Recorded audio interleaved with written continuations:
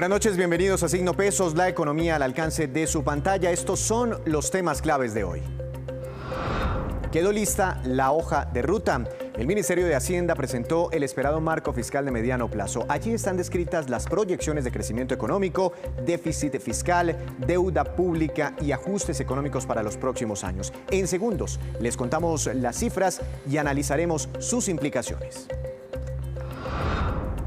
Empresas que no sobrevivieron. La Cámara de Comercio de Bogotá reveló que 1 de cada 10 empresas se quebraron por cuenta de la cuarentena. Les tenemos el informe y las estrategias que usaron miles de pymes para salir adelante.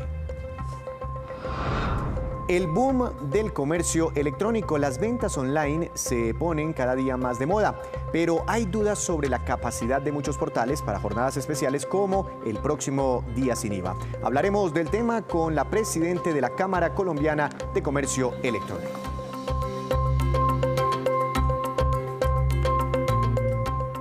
Y comenzamos esta emisión con el marco fiscal de mediano plazo presentado hoy por el Ministerio de Hacienda y que contiene las proyecciones y acciones del gobierno en materia fiscal y económica para este y los próximos años. De entrada queremos destacar estos datos como la cifra del día. Según el informe, el crecimiento económico esperado para este año será negativo. Se estima una contracción del 5,5% en el PIB colombiano. Además, un descuadre entre los ingresos y gastos de la nación del gobierno, lo que se llama el déficit fiscal. Ese descuadre será del 8,2%. La última estimación del déficit era de 6,1%. El gobierno nacional subirá su deuda pública este año a niveles superiores al 65%. La presentación del marco fiscal de mediano plazo fue realizada por el viceministro técnico de Hacienda, Juan Pablo Zárate. Escuchemos algunos de los apartes más importantes de este documento. Nuestros déficits son de 8,2% y 5,1%, como lo he dicho, son unas anclas fiscales, con las dos excepciones que he señalado previamente. Retornaremos a la regla fiscal en el año 2022, cumpliremos el déficit que señalen los parámetros de la deuda fiscal para ese momento. Y tendremos un monitoreo a la implementación con un órgano independiente. Pues estamos esperando que este año tengamos un aumento en la deuda pública como proporción del producto. Por supuesto, el producto va a tener un mal desempeño como va a ser a lo largo y ancho del mundo, y la existencia de una ampliación en el déficit va a implicar una tendencia creciente en la deuda. Acá lo que estamos viendo es lo que es el pronóstico de crecimiento para el año 2021. Nuestro pronóstico de crecimiento es cercano, muestra un ciclo cercano a lo que el Fondo Monetario está previendo para el mundo. Y consistentemente con eso estamos previendo para el próximo año una recuperación de 6,6%. Pero como he dicho, esta es una proyección que es especialmente incierta. En todas partes del mundo la inversión extranjera se va a reducir y la vamos a suplir con las fuentes de recursos que ha traído el gobierno nacional para financiar la pandemia y su déficit fiscal. Próximo año, en unas condiciones de mayor normalidad, esperamos que se recupere la inversión extranjera directa y vuelva a ser la principal fuente de financiamiento. Con todo ello, esperamos para el próximo año una reducción importante de la deuda, incluso más importante que la que se espera para América Latina y el conjunto de los países emergentes. Implican crecimientos cercanos al 5% en los próximos años y luego una convergencia a lo que el Comité de la Regla Fiscal calculó que era el crecimiento de nuestro PIB potencial, que es de 3,3% del PIB. Como no habrá regla fiscal durante 2 años, este documento, este marco fiscal de mediano plazo, cobra una relevancia histórica para los analistas, los economistas, los inversionistas, las calificadoras de riesgo. Para analizar esas cifras y lo que significan para el país, saludo a esta hora de la noche al doctor Germán Cristancho. Él es gerente de investigaciones económicas de la firma Davivienda Corredores. Doctor Cristancho, buenas noches, bienvenido a Signo Pesos. ¿Qué tal, Víctor? Buenas noches y muchísimas gracias por la invitación. Este documento tiene una cantidad de cifras por donde usted lo mire, doctor Cristancho, pero ¿qué fue lo más importante que usted vio dentro de este marco fiscal de mediano plazo? Sí, definitivamente es una publicación muy importante, muy completa y detallada, y más en una coyuntura como esta, en la que las cifras fiscales están teniendo cambios significativos. Yo destacaría tal vez algunos de los puntos principales que establece este documento, y es algunos de los que ustedes ya presentaban aquí, y es que el déficit fiscal que se estima para el año 2020 ascendería al 8,2% del PIB. y el déficit fiscal que se esperaría para el año 2021 ascendería aproximadamente a 5.1% del PIB. Esto es un incremento significativo si uno tiene en cuenta que las estimaciones que teníamos antes del COVID-19 apuntaban a un déficit más cercano a 2.2% para este año y cerca de 1.8% del PIB para el año siguiente. Esto en términos de cifras es que el déficit a financiar este año, por ejemplo, está cercano a los 83.4 billones de pesos, que en el incremental, digamos, el efecto del COVID-19 es un aumento de más o menos unos 58.5 billones de pesos. Esa es la cantidad de recursos adicionales que ha tenido que salir a conseguir el gobierno para enfrentar esta coyuntura. Eso naturalmente está requiriendo de un mayor aumento de la deuda, sobre todo de la deuda externa, y de fuentes de financiación no convencionales como los recientes títulos emitidos en Colombia, los títulos de solidaridad por cerca de 10 billones de pesos. Pero esto nos llevaría de alguna u otra forma a alcanzar niveles de deuda sobre PIB cercanos al 65.6% en el año 2020 y se esperaría que este nivel de deuda descienda en el 2021 a niveles de 60.5%. Tal vez uno de los puntos que sí me parece que sigue siendo llamativo y es normal en un escenario de altísima incertidumbre como este, pero que sigue siendo llamativo son las cifras de crecimiento económico que incorpora este documento y que incorpora el panorama fiscal presentado en el marco fiscal de mediano plazo, y es que la contracción de la economía en el año 2020, según este documento y según los cálculos del Ministerio de Hacienda, sería de 5.5%.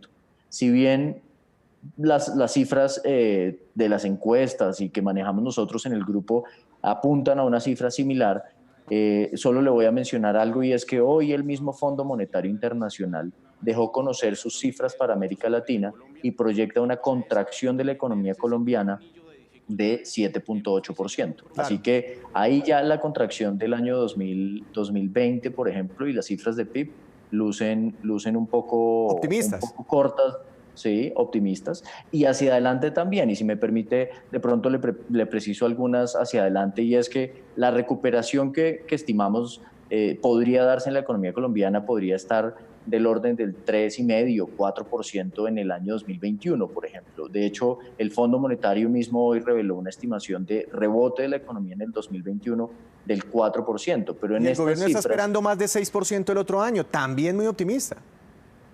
Exacto, ese es el punto. El gobierno está proyectando en el 2021 6.6%, y yo diría que más importante aún, que la tasa de crecimiento promedio de aquí tal vez al año 2024 va a estar muy cerca del 5%, particularmente 2022 un crecimiento de 5.5%, 2023 de 5% y 2024 de niveles del 4.6%. Entonces, yo creo que esto me haría pensar en dos cosas. Por un lado, es claro el reto tan grande que está viviendo Colombia, y que no es solo Colombia, son todos los países a nivel mundial los que están teniendo aumentos del déficit cercanos a 10 puntos del PIB, Sí. incrementos de la deuda como porcentaje del PIB significativos, y que requieren también de un esfuerzo fiscal importante y de un compromiso grande de retornar a las sendas Pero, de ajuste. pero doctor Cristancho, ese compromiso fiscal, y de hecho lo decía el propio gobierno, por primera vez lo reconoce tan de frente, que tiene que hacerse una reforma fiscal en el país, que sería un proyecto mucho más grande inclusive que una reforma tributaria. Viendo esos datos, pasemos de los datos como a la realidad y a lo que nos tenemos que enfrentar los colombianos, porque hablar de una reforma fiscal es, listo, tenemos que empezar desde ya a pensar cómo vamos a pagar toda esta deuda y todo este nuevo gasto que estamos teniendo. Hacia adelante, después del 2021, ¿usted cree que en qué momento llegaría esa reforma? Colombia necesitaría hacer esa reforma fiscal para que cuadren esas cuentas. Bueno, pues yo inicialmente pensaría que en el año 2021 esta reforma debe venir. Tal vez algo de lo que mencionaban hoy en el ministerio en esta presentación es que se plantea una reforma fiscal de al menos 2% del PIB, y se destacaba mucho la importancia de hacer la distinción de no necesariamente una reforma tributaria, sin una reforma fiscal. ¿Qué significaría eso en los términos del Ministerio de Hacienda, de la forma como está planteando un poco el compromiso? Que no solo vendría una reforma tributaria que busque incrementar los ingresos o disminuir las exenciones que existan en la economía, cosas que se están estudiando ya, sino muy probablemente disminuir el gasto del gobierno, porque comparativamente contra otros países de la región o con países comparables, Colombia tiene un gasto de funcionamiento como porcentaje del PIB mayor que el resto. Entonces, esto implicaría esfuerzos por el lado del ingreso y por el lado del gasto, que deberían venir muy probablemente en el año 2021, adicional a esfuerzos incluso de enajenación de activos, porque el mismo viceministro técnico hablaba de que se contempla en el año 2021 enajenaciones por cerca de 12 billones de pesos. Entonces, el esfuerzo sin duda es grande desde un aumento de los ingresos, tanto por vía de impuestos como por vía de enajenaciones, y una disminución del gasto para poder retornar el país a unas sendas de deuda un poco más sostenible, a raíz de un incremento grande. Como ya tenemos que pensar en cómo se va a pagar la deuda de la nación y ese nuevo gasto, me llamó mucho la atención una declaración que entregó hoy el viceministro, y decía que las personas naturales pagan muy pocos impuestos en Colombia. Eso es como una pista de que esos nuevos ingresos no saldrán tanto del segmento empresarial, sino de las declaraciones de renta de los colombianos, el IVA que pagan los colombianos de pronto. Muy probablemente, muy probablemente. Yo creo que aquí hay muchas propuestas que seguramente se están estudiando. Yo diría que propuestas que en algún momento se hicieron en reformas anteriores, como modificaciones del IVA, por ejemplo, pueden estarse estudiando. Muy seguramente ampliar la base de declaración de impuesto de renta o cosas por el estilo que implique que una proporción mayor de las personas naturales pague impuestos, muy probablemente se está contemplando, se estaría contemplando para una reforma de este estilo. Yo diría que es todavía temprano para pensar en las propuestas, porque en este momento el gobierno está enfocado en atender la coyuntura, en atender a la economía y generar los estímulos necesarios, pero sin duda sí viene un enfoque mucho más hacia las personas naturales que hacia las empresas, sobre todo por el choque que estamos viendo en este momento a las mismas empresas producto de la coyuntura del COVID-19. Entonces yo creo que es una reforma que igual no va a ser fácil, pero algunas propuestas anteriores, insisto, como el tema del IVA, muy probablemente se van a retomar para una propuesta futura en el año 2021. Doctor Cristancho, hablaba usted de, también queda en ese marco fiscal de mediano plazo la posibilidad de vender activos, empresas de la nación por hasta 12 billones de pesos. Es una cifra bastante grande. Recuerdo que Isagen fue vendida, la participación del gobierno, por 6,5 billones de pesos aproximadamente. ¿Qué empresas de la nación manejan esas cifras tan grandes y estarían en el radar para ser vendidas? Pues yo creo que el abanico de empresas es muy grande. El portafolio de empresas de la nación puede llegar a sumar casi unos 100 billones de pesos a valor de patrimonio, así que el abanico es muy grande. Sin embargo, para lograr recoger estos 12 billones de pesos, pues siempre saltan sobre la mesa las alternativas de buscar enajenar participaciones en ISA, por ejemplo, de buscar alternativas, bien sea con Ecopetrol o con compañías dentro del grupo Ecopetrol. Hace unas semanas incluso la saliente ministra de Minas y Energía, María Fernanda Suárez, también hacía mención a que muy probablemente ahí existía alguna alternativa, y era evaluar la estructura dentro del grupo, no necesariamente obtener los recursos directamente de Ecopetrol como un todo, pero hay otras compañías en el sector de generación de energía eléctrica, hay otras compañías que podrían aportarle recursos a la nación. Muy probablemente todo ese abanico de posibilidades y el portafolio de inversiones del gobierno se está estudiando, pero sin duda es tal la magnitud o los 12 billones tiende a ser una cifra tan importante que saltan a la vista las empresas más representativas en las cuales el gobierno tiene participación, como ISA y como Ecopetrol. Doctor Cristancho, muchas gracias por ayudarnos a entender lo complejo de las cifras en la realidad que podríamos tener en unos meses o cuando logremos superar esta crisis económica del coronavirus. Que tenga una feliz noche. Víctor, muchísimas gracias y con mucho gusto, saludos a todos. Los detalles del marco fiscal de mediano plazo. Y el COVID-19 sigue haciendo de las suyas. Según un estudio de la Cámara de Comercio de Bogotá, de más de 2.300 empresas encuestadas, el 10% no aguantó las medidas de confinamiento y cerraron definitivamente. Las micro, pequeñas y medianas empresas son las que más han sufrido las consecuencias de la cuarentena y la consecuente caída del consumo por parte de los colombianos en los últimos meses. De cerca de 3.000 empresas encuestadas por la Cámara de Comercio de Bogotá, el 10% quebraron y el 52% cerraron de forma temporal. Pero además, la gran mayoría no se pudieron acoger a ninguna medida ofrecida por el gobierno. El 77.5% de las empresas, de las MIPYMES de Bogotá y la región, no han solicitado ayudas al gobierno. De los empresarios que sí han accedido a las ayudas del gobierno, los que más han solicitado son las ayudas financieras, pero precisamente estas son las que muestran más rechazos. El 52% dicen no ha encontrado apoyo en ningún lado, pero de los que han buscado y han encontrado apoyo, el 17% acude a las redes familiares y de amigos. Una de las salidas que han tenido que adoptar las empresas, que aún viven para seguir vigentes, es hacer alianzas con sus competidores. 10,1% con empresarias cercanas a donde está localizada su empresa, un poquito atadas al territorio, 6,1% con competidores, 6% con empresarios de otra actividad. Pese a todo este panorama, el 42% de los empresarios encuestados tiene optimismo en que con la reactivación económica puedan empezar a mejorar sus finanzas. Hemos identificado con entusiasmo como una de las principales redes de apoyo para sacar adelante a los empresarios ha sido su red de clientes y proveedores. El 51% de los empresarios que fueron encuestados redujo los salarios para intentar mantener activos los contratos laborales. Gracias por continuar con nosotros aquí en Signo Pesos. Los restaurantes siguen estando entre los sectores más golpeados y más demorados para reabrir. En todo el país ya desaparecieron 27.000 restaurantes porque no pudieron soportar las pérdidas dejadas por el aislamiento. Veamos. Desde que el servicio a la mesa en los restaurantes quedó prohibido por cuenta del aislamiento obligatorio nacional, se lesionó el 85% de las ventas y buena parte de los empleos en esos negocios.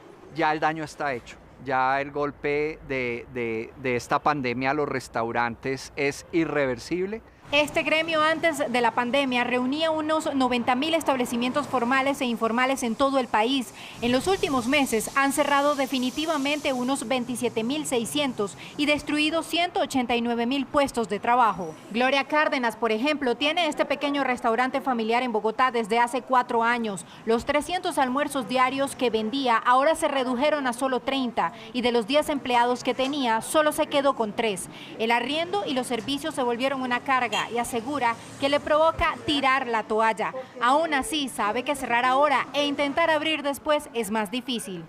Me dice la familia que cierre, pero entonces yo no quiero porque es mi único empleo, lo único con lo que yo vivo. Yo trato de salir ahí, de seguir ahí adelante para poder sobrevivir. Claramente los domicilios se convirtieron en una opción de supervivencia para los restaurantes, pero no es suficiente. Porque nosotros no somos simples vendedores de comida, nosotros vendemos una experiencia. A las personas les gusta que las atiendan sirviéndoles a la mesa. Una situación que ha tocado a todos, hasta los más prestigiosos restaurantes. Y creemos que somos un renglón muy importante de la economía, que estamos siendo olvidados, que ya aguantamos 3 meses y necesitamos abrir porque todos los protocolos están listos. Para este sector los protocolos de bioseguridad no son nuevos, son prácticas de higiene que siempre han exigido las autoridades y que ya han mejorado y adaptado para atender sin riesgo al público. Y llegó la hora de la movida empresarial. Juan Fernández, buenas noches. ¿Cuál es el negocio para destacar hoy? Bienvenido. Víctor, hola, buenas noches. Hoy voy a hablarle de Nubank, uno de los bancos digitales más exitosos del mundo, cofundado por el colombiano David Vélez en Brasil. Está por anunciar una nueva ronda de financiamiento por $300 millones, con lo que completa desde su fundación en 2013 unas 12 rondas en las que ha levantado más de $1.400 millones. La última vez que Nubank levantó dinero fue exactamente hace un año, cuando recaudó $400 millones. Con esta nueva ronda de financiamiento, y este dato es importante, Víctor, Nubank tiene una valoración de más de $10.000 millones. Impresionante el crecimiento, Juan. ¿Qué servicios ofrece este banco? El Banco del Colombiano, que también fue lanzado en México, Víctor, ofrece una cuenta de ahorros digital con una tarjeta de débito y también una tarjeta de crédito diseñada para ser manejada a través de teléfonos inteligentes que funciona con el sello de Mastercard.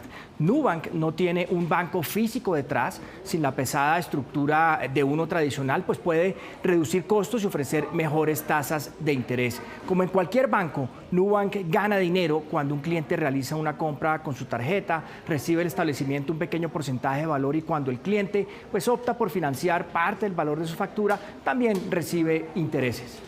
Juan, ¿y cómo empezó David Vélez? ¿Cuál es su historia?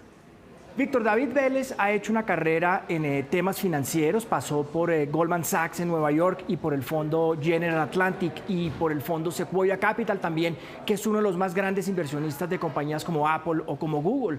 Sequoia lo envió a Brasil, pero se fue del fondo y se quedó en ese país para fundar Nubank. Y con el negocio en la mano, el mismo Sequoia le dio $1 millón inicialmente para arrancar. Hace pocos días, también ya acá lo dijimos, su banco fue catalogado por Statista y por Forbes como el mejor banco de Brasil por encima de gigantes como Itaú. Hoy Nubank tiene 25 millones de clientes y en promedio alcanzó 42.000 usuarios nuevos al día durante el primer trimestre de este año. Y esta pues es, Víctor, el negocio de hoy sobre bancos digitales y una nueva ronda de financiamiento por $300 millones que acaba de levantar Nubank, el banco fundado por el colombiano David Vélez. Gracias por permanecer aquí en Signo Pesos con nosotros. El comercio electrónico está creciendo a pasos muy rápidos, especialmente ahora que la cuarentena ha restringido el acceso presencial a los establecimientos comerciales. Para hablar del tema, saludo a la doctora María Fernanda Quiñones, presidente de la Cámara Colombiana de Comercio Electrónico. Buenas noches, doctora Quiñones, bienvenida a Signo Pesos, ¿cómo está? Buenas noches, Víctor. Bien, muchísimas gracias por la invitación. Bueno, queremos saber cuánta plata se mueve en Colombia a través del comercio electrónico y cuál ha sido la evolución en los últimos años. Bueno, mira, el comercio electrónico en los últimos años ha estado centrado en el 8% de la población. Realmente no es mucha la gente que hace comercio electrónico, por lo menos en la era pre-COVID. Y el colombiano promedio que hace comercio electrónico gana más o menos 3 veces lo que es el salario promedio en Colombia. Entonces sí es un comercio electrónico centrado en categorías de bienes suntuarios. Es como se ha comportado. Obviamente el COVID abre muchísimas oportunidades para hacer del comercio electrónico algo mucho más cotidiano en los intercambios de las personas. Pero ¿llegamos a un techo, a un tope o hay más posibilidades de crecer comparándonos, por ejemplo, con nuestros vecinos? No, hay muchísimas posibilidades de crecer. El comercio electrónico representa el 5% de las ventas totales en Colombia y en países que tienen una densidad poblacional similar a la colombiana, como por ejemplo Argentina, tiene una participación del 20%. Entonces, sin duda, hay muchísimas oportunidades para crecer, pues máximo tomando en cuenta que las dinámicas de consumo están migrando a lo digital. El próximo viernes, es decir, dentro de 8 días exactamente, se celebrará una nueva jornada sin IVA en Colombia. Y bueno, tuvimos algunas complicaciones de comercio electrónico la semana pasada o en la primera jornada. Y a esto se va a sumar el Ciberlunes, que es otra tradicional temporada de descuentos por Internet. ¿Ya el país está preparado para que no se vuelvan a presentar estas fallas? Pues mira, la industria se está preparando, sin duda tuvimos unos incrementos que no esperábamos. El comercio electrónico ha venido creciendo al 12% semanal desde el momento en el cual se habilita como el instrumento abastecedor de los hogares colombianos, pero pues tuvimos un crecimiento de cerca de 18 veces en el tráfico y de 5 a 6 a 8 veces en el volumen de compras. Entonces, sin duda fue un crecimiento muy difícil de prever. Lo que estamos haciendo ahora desde la industria es robusteciendo obviamente nuestras plataformas, dándoles mucha mayor elasticidad para poder prepararnos para la siguiente jornada. Seguramente pues esto será muy positivo en términos de industria y para lograr la reactivación pegado a este evento del Cyberlunes, que también contempla categorías que no están dentro del día sin IVA. Y ustedes que ya tienen como datos para comparar, ¿las personas están aprovechando más las promociones del Black Friday o del Ciberlunes o del día sin IVA? Son eventos, digamos, el día sin IVA no es propiamente dicho una promoción. Lo que te digo, tuvo un tráfico que no se había esperado ni se había tenido en ningún otro evento de activación de ventas anteriormente. El Black Friday y el Cyberlunes son eventos muy distintos, sobre todo asociados con las festividades a las que pues digamos, promueven. El Black Friday es un evento de mayor volumen dado que se encuentra muy asociado a la festividad de Navidad. Y pues esperamos poder apoyar muchísimo los días sin IVA a través de esta activación de eventos. ¿Y ustedes ya acordaron algún tipo de cambio para esta segunda jornada sin IVA con el gobierno nacional respecto a la primera, para que, por ejemplo, solo se venda por internet electrodomésticos, neveras, etcétera, ese tipo de artículos? Mira, toda esta semana hemos venido conversando mucho con el gobierno nacional, con los ministros y con la Alta Consejería para la Transformación Digital y Asuntos Económicos sobre cómo abordar nuevamente, digamos, esta segunda jornada de manera que podamos garantizarle una mejor experiencia a los consumidores. Todavía no se han tomado decisiones como las que tú señalas, eso, digamos, fue lo último que conversamos esta mañana con gobierno nacional. Tienen que hacer una serie de validaciones este fin de semana y pues prontamente nos contarán cómo serán esas definiciones, pero sí hemos trabajado en diferentes alternativas. Pues claro, esto para evitar aglomeraciones como las del primer día sin IVA. Doctora Quiñones, buenas noches, muchas gracias por habernos atendido. Bueno, a ti muchísimas gracias. Hasta luego. Será muy interesante entonces el próximo día sin IVA. Estos son los indicadores económicos que usted debe conocer antes de irse a dormir. La tasa representativa del mercado que regirá mañana es de 3.758 pesos con 91 centavos. Subió otra vez el dólar en Colombia. Hoy avanzó 22 pesos con 98 centavos. El petróleo de referencia Brent, referencia para nuestro país, tuvo un retroceso pero muy pequeño. Apenas cayó 0,07%. Se ubicó en 41 dólares con 2 centavos por barril. El precio interno del café colombiano subió y quedó en promedio para su comercialización mañana y el domingo en 970.000 pesos por carga en las principales cooperativas del país. El índice Colcap de la Bolsa de Valores de Colombia bajó 1,28%. La acción que más subió fue la del Grupo Éxito con una ganancia de 3% y la acción que más cayó fue la de Promigas, que tuvo un retroceso de 4,26%. Y antes de despedirnos, los dejo con este dato. Colombia tendrá este año un descalabro en el crecimiento económico, pero saldría mejor librado que la mayoría de los países vecinos, según los nuevos pronósticos del Fondo Monetario Internacional presentados hoy. Miren ustedes el panorama de las contracciones para este 2020. Venezuela, 20%. Perú, casi un 14%. México, 10,5%. Argentina, 9,9%. Brasil, 9,1%. Ahí viene Colombia, 7,8%. De todas formas, esta contracción económica es más pesimista que la esperada por el gobierno nacional y sería, si se cumple, la mayor contracción de nuestra historia. Y Chile, 7,5% de caída en su economía. Y así terminamos por hoy, pero el próximo martes los esperamos con una nueva emisión y con toda la información económica que usted necesita saber. Esto es Signo Pesos, la economía al alcance de su pantalla. Buenas noches y feliz fin de semana.